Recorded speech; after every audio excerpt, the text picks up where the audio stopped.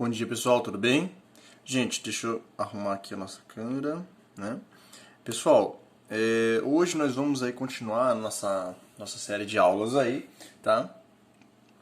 E agora eu gostaria que vocês abrissem lá na página 46 da apostila, né? Para estar acompanhando aí a minha leitura com vocês, uma leitura mais analítica, explicativa sobre a China, tá? A China, gente, né, ao longo do ano nós estamos trabalhando aí com a Europa e a Ásia, né? Já trabalhamos as partes físicas tal, e agora as questões humanas e políticas, né? Então, a geopolítica ela vai trabalhar a relação, né, entre não só entre os países, mas a relação entre interesses, ok? De grupos governamentais, de países, né? Então, interesses estratégicos, interesses territoriais, interesses econômicos e que vão muitas vezes além de suas fronteiras, né? Além do seu limite territorial, ok? O que ocasiona muitos conflitos pelo mundo e já ocasionou a Primeira e Segunda Guerra Mundial. Por que houve a Primeira e Segunda Guerra Mundial? Por controle de território. Porque quem controla o território controla o poder sobre ele. E dentro de um território não é só falar, agora eu tenho essa terra aqui. Não, né? Não é só para parecer maior no mapa. Dentro daquele território, você tem riquezas, tem recursos minerais, recursos energéticos, tais como petróleo e carvão, por exemplo, né? E outros, ouro, diamante, né? Então, outras riquezas minerais e outras matérias-primas também que vão ser a base para as indústrias produzirem, tudo bem? Então, além de ser a base, né, para a indústria produzir, material para a indústria produzir, também serão fontes energéticas, tudo bem? Então, essa ascensão geopolítica no mundo dos países, né, elas também acabam destacando aquele país ali em potências mundiais. Então o mundo ele já foi bipolar, como nós já vimos aqui, entre duas grandes potências, Estados Unidos da América e União República Soviética, de 1945 ao término da Segunda Guerra Mundial até 1991, com a queda da União Soviética, né? Depois o mundo passou a ser unipolar, né? Apenas uma nação, uma superpotência ali, ok? Que é os Estados Unidos da América, né? Uma potência econômica, uma potência bélica, uma potência política. Porém, agora, há estimativas de que o mundo pode voltar a ser bipolar novamente. Por quê? Porque, em termos de economia, a China já está páreo com os Estados Unidos, né? Na verdade, está lado a lado e vai passar. E de passagem. Você entendeu? Então, agora nas questões políticas, bélicas, econômicas, né, não comerciais, bélicas, políticas, né, ideológicas, aí é outra coisa. Mas nós estamos falando em termos de economia, tá? Ok? E esses países, para proteger a sua economia, também eles investem, acabam investindo em poder bélico, ok? Poder armamentista, né? Em armas, no exército e tudo mais, para fortalecer as suas fronteiras também, ok? Isso aí se manterem, né, como uma forte nação econômica ali fazendo comércio. Tanto é que se a gente subir aqui, olha só, nós temos aqui em 2014 os países que mais tiveram despesas, que mais gastaram ou que mais investiram dentro do seu poderio militar. Tá? Então, olha só, isso aqui é em termos de bilhões. Os Estados Unidos gastou 610 bilhões em 2014. A China foi a segunda colocada, 216 bilhões. Então, quem é os dois países, né, mais fortes economicamente no mundo hoje? Estados Unidos e China, né? Por isso que os dois investiram aqui. A Rússia, ex-União Soviética, já aparece em terceiro também. Okay? E a Rússia, parceira da China, tanto comercial, tanto é que ele faz parte dos BRICS, um grupo que o Brasil também tá, né? Então temos os dois aqui que mais investem, ok? A Arábia Saudita ali em quarto, a Arábia Saudita mais para proteger as suas vastas jazidas petrolíferas, né? Um dos países que um dos maiores produtores de petróleo do mundo, altamente rico, né? Então, para proteger também o seu próprio território de invasões, etc. e tal, acaba investindo nesses recursos minerais, nesses recursos militares dentro de uma área, né, chamada Oriente Médio, que vive uma intensa instabilidade política, tá? Então a gente pega aqui, ó, China. ok? Vamos lá, vamos dar uma lida aqui. Ascensão geopolítica da nova potência mundial. Ok? Então, como é que está sendo essa ascensão, essa geopolítica, essa influência da China, ok, na geopolítica mundial, nos demais países, né? Com ela se tornando uma nova potência mundial. As relações entre a China e o Ocidente tiveram fases distintas. Durante o período das Guerras Frias, durante o período das grandes navegações, no século XVI, os portugueses conseguiram negociar com o governo chinês, tá, a permissão para atuar em alguns portos, como o de Macau. A partir do século XVIII, a China passou a intensificar seu comércio com nações europeias. Então não é da agora. Não foi uma coisa repentina. A explosão, o grande arranque foi agora, nos últimos anos. Mas desde o século XVIII, a China é uma das civilizações mais antigas do mundo. A muralha da China, né, que inclusive é o único monumento feito pelo homem que nós conseguimos ver do espaço. A muralha da China é milenar. Né? Então, a China é um país que existe há muitos anos. Ok? Não é da agora, né? Bom, inicialmente a balança comercial era favorável à China, que exportava produtos de maior valor comercial aos ingleses. Okay? Principalmente com os ingleses eles faziam comércio. Tanto é que o nosso principal comprador de 1902 a 1912 de látex, okay, lá na região norte, o látex, gente, ele é um líquido que é tirado de uma árvore que chama seringueira e ele serve para fazer borracha. Né? E nós exportávamos muito para a Inglaterra.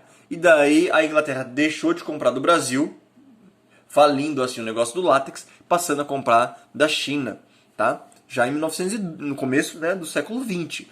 Para você ver, então já vem desde trás até agora. Com a Revolução Industrial, primeira e segunda, tá? Os ideais britânicos de liberdade comercial esbarravam nas restrições chinesas, que não se interessava muito na aquisição de produtos manufaturados dos europeus. Contudo, o Reino Unido estava conseguindo comercializar com sucesso o ópio produzido no principal colônia britânica da Ásia. Ok? Então aqui, ó, o Indostão, né? Atual Índia, Paquistão e Bangladesh, que esse Indostão deu origem a esses três países, né?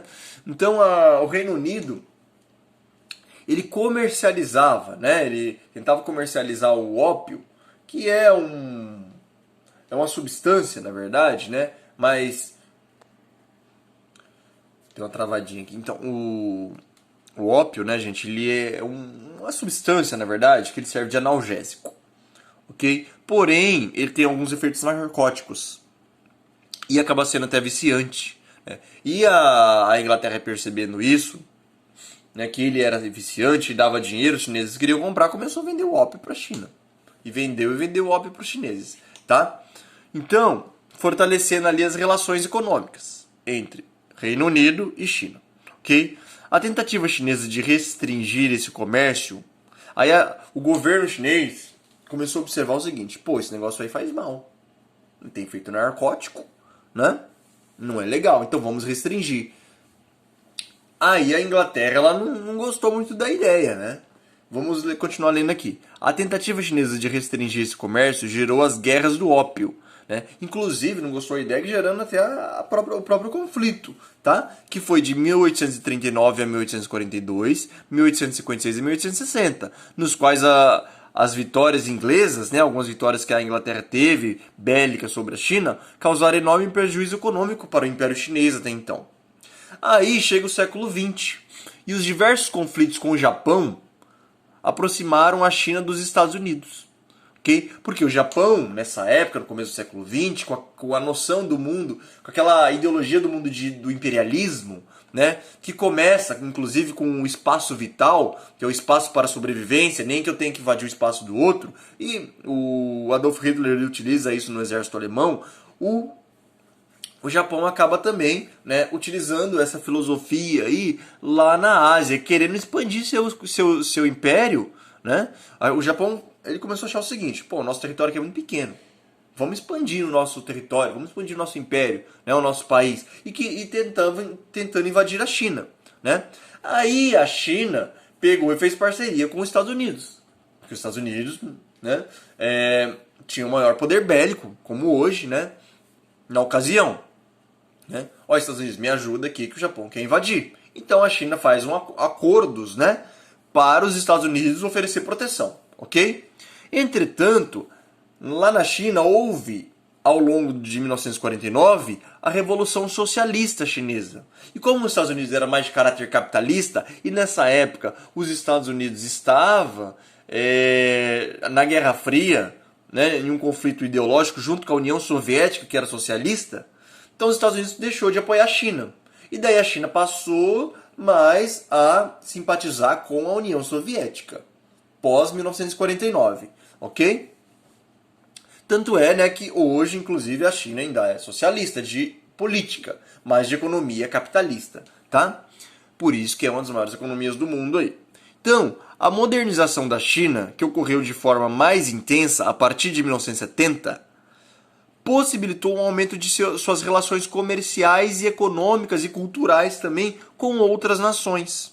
Né? Tanto é que hoje a China já está englobada dentro daquele bloco econômico que nós já estudamos aqui, os BRICS, fazendo comércios com Brasil, Rússia, Índia e África do Sul. Né? Além do próprio Estados Unidos também, da União Europeia, ok? Muitos produtos que nós temos hoje aqui é da China, né? Enfim. O país, então, ele tem se notabilizado, tem se destacado por realizar diversos tipos de investimentos e aportes de capital em todo o planeta, embora exija contrapartida, né, para aplicação de recursos. Então, o que eu quero dizer com isso aqui? Né? Aqui, ó. Perdão. Aqui é um encontro, né, do presidente Vladimir Putin da Rússia, e né, do governo chinês também, tá? Para discutir maiores relações e interações comerciais entre ambos, já que também fazem parte dos BRICS, mas não só com a Rússia, com a União Europeia, com o Mercosul, isto é, Brasil, Argentina, tá? Então a gente começa a ver aí uma guerra, né, entre aspas, aí uma guerra econômica, uma nova guerra fria, na verdade, entre China e Estados Unidos, né? Tanto é que ainda hoje, agora com a pandemia, ok? Você também tem uma corrida, né, uma corrida científica para ver qual nação produz a vacina primeiro. Daí, lógico, nessa corrida não entra só Estados Unidos e China, mas outros países como Israel, Inglaterra, Cuba, tá? A própria Rússia, né, que está se destacando bastante aí também. Mas tudo isso, gente, interesses econômicos e ideológicos por trás, né? De uma nação que é os Estados Unidos, mais de origem capitalista, e de uma nação que é a China, mais de origem com características socialistas, ok? E querendo, né, cada um ser, né, a melhor economia do mundo, tentar influenciar o mundo novamente. Então o mundo ele vai se transformando e vai se modificando aí, tá bom? Bom, essa aí foi a aula de hoje, presta bastante atenção, é uma aulinha um pouco mais complicada, leiam, grifem. Não entendeu? Volta novamente o vídeo, tá bom? Qualquer dúvida, estamos à disposição de vocês. Até mais, gente.